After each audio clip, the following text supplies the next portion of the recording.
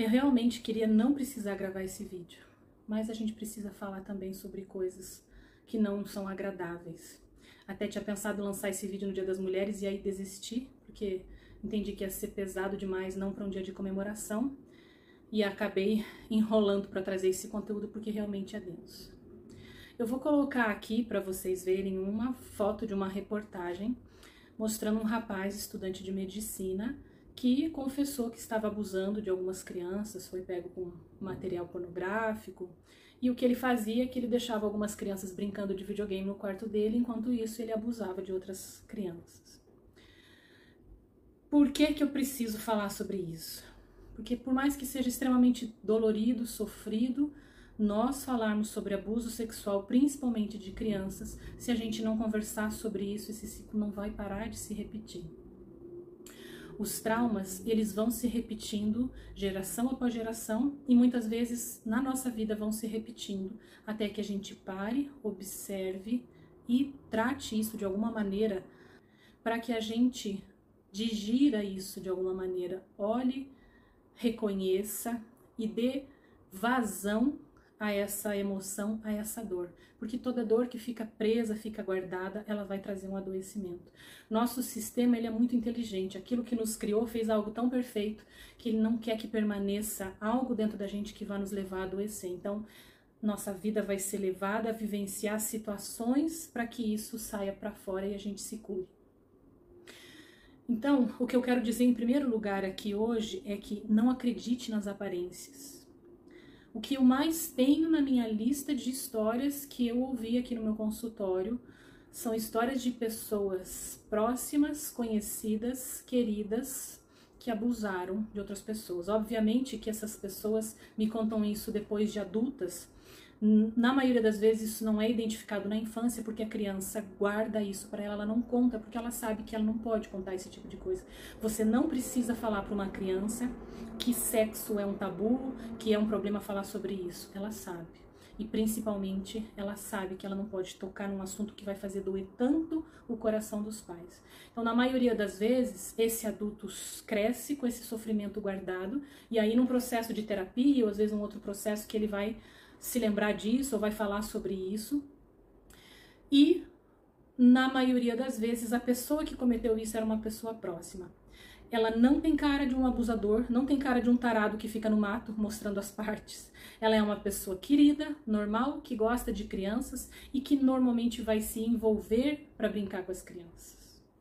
Entendam que isso torna o mundo realmente suspeito. E isso é muito difícil, isso é muito perigoso. Eu vejo muitas vezes pais que se acomodam atrás de um sentimento de inocência das pessoas. A verdade é que a gente nunca sabe quem é um abusador. Um abusador não necessariamente tem cara de abusador. E é por isso que a gente precisa estar atento. Então eu digo, cuide dos seus filhos, proteja as crianças, porque o abuso sexual infantil é muito mais comum do que a gente pode imaginar. O número registrado de casos é muito inferior ao real número de acontecimentos, porque a maioria dos acontecimentos não é sabido. Fora situações que são pequenas, digamos assim, que acontecem no dia a dia de uma criança. De, por exemplo, uma criança tá entrando ou saindo de um elevador para trás dos pais e alguém passa a mão nessa criança. De essa criança estar, às vezes, num ambiente com adultos, que os pais não estão próximos, e um adulto faz algum toque, alguma carícia, alguma coisa, ou pede algum toque. Fora a exposição à pornografia, a conteúdos inadequados para a idade. Então, são muitas situações que podem acontecer, que vão trazer um trauma sexual para essa criança e ela vai carregar isso o resto da vida. Os traumas sexuais são dos traumas mais difíceis de serem renegociados. Para uma pessoa que viveu um trauma sexual, você trazer para ela de volta o sentimento de segurança com o mundo, com a vida, é muito difícil, porque a segurança dela foi muito abalada. O sentimento de abandono por ter vivido essa situação é muito grande. O sentimento de abandono por conta dos pais não terem protegido. E isso vai refletir ao longo de toda a vida dessa pessoa, chegando muitas vezes a trazer vários tipos de transtornos na vida dela. transtornos de confiança, de relacionamento, fora os transtornos mais explícitos, como dificuldade de relação sexual, dificuldade de atingir o orgasmo, falta de libido ou excesso de libido, envolvimento com promiscuidade, com pornografia, ou situações, por exemplo, de vaginismo, de muita dificuldade para ter uma relação sexual. Tudo isso pode estar contando de vivências sexuais precoces, e não necessariamente a pessoa precisa lembrar de um abuso. Nós temos umas caixinhas de memórias, principalmente quando a gente vive traumas muito cedo na nossa infância, até 3, 4 anos de idade, que essas memórias elas não ficam na parte do nosso cérebro que lembra, elas ficam na parte do nosso cérebro que armazena memórias sensoriais. Então essa memória está no meu corpo, está na minha musculatura, está na minha fáscia, está na minha emoção, no jeito como eu olho para o mundo e para a vida, mas não está no meu córtex pré-frontal. Eu não lembro da cena, eu não tenho uma imagem dessa cena, mas todo o meu corpo conta que algo aconteceu, e isso precisa ser ouvido. Ouvido não para se entrar num desespero de dizer assim, eu fui abusada sexualmente, agora meu mundo ruiu.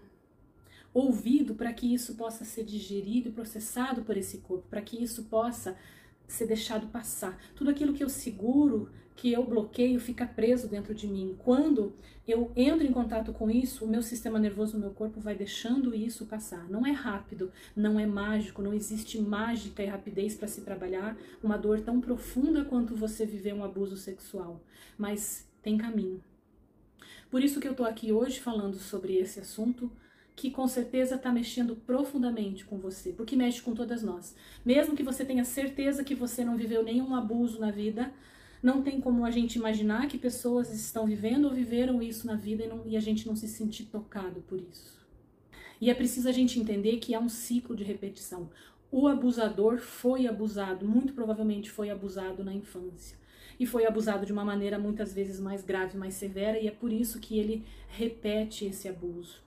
Além disso, também acontecem repetições transgeracionais, que é quando algum antepassado sofreu um abuso, como por exemplo, a sua mãe, a sua avó, a sua bisavó sofreu um abuso, e essa é uma dor que esse feminino carrega nas suas feridas e que não é olhado, não é digerido, e aí é preciso acontecer uma situação que jogue na cara isso, para que esse clã olhe, reconheça e trabalhe essa dor digerindo, deixando ela atravessar esse processo.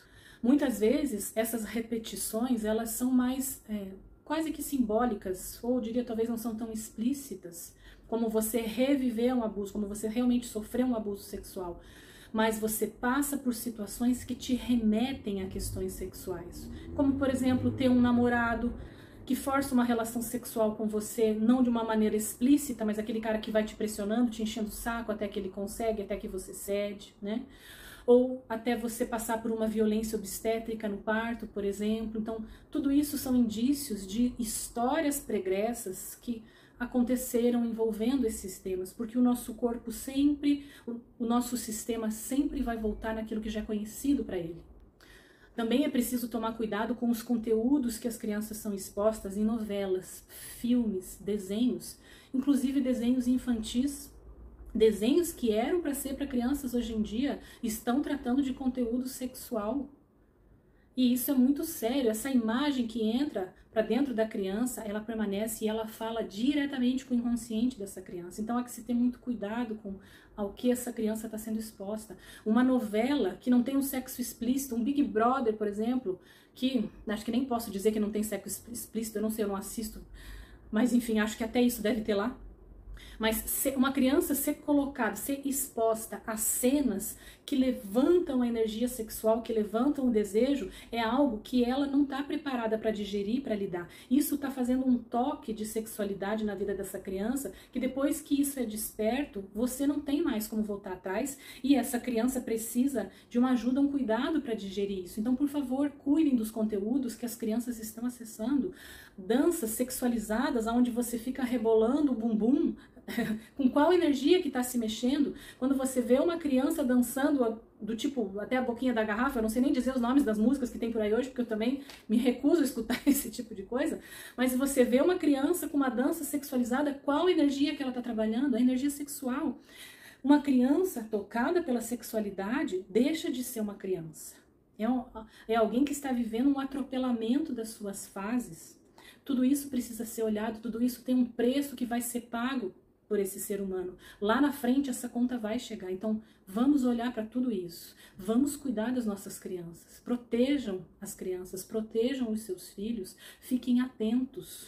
Estejam despertos para todas as possibilidades. Não confiem exageradamente em pessoas com as quais vocês não têm referência, não têm conhecimento. Eu sei que tudo isso é muito angustiante. Eu sou mãe, eu também me angustio com isso. Eu me angustio de pensar com relação à minha filha poder viver uma situação assim. É muito doloroso pensar tudo isso, mas a gente precisa conversar, a gente precisa pensar, a gente precisa refletir. Muitas vezes nós vamos precisar tomar decisões que não vão agradar outras pessoas por conta disso, mas vale a pena, em nome da gente defender as nossas crianças, da gente proteger e cuidar delas. Precisamos fazer isso. Um abraço.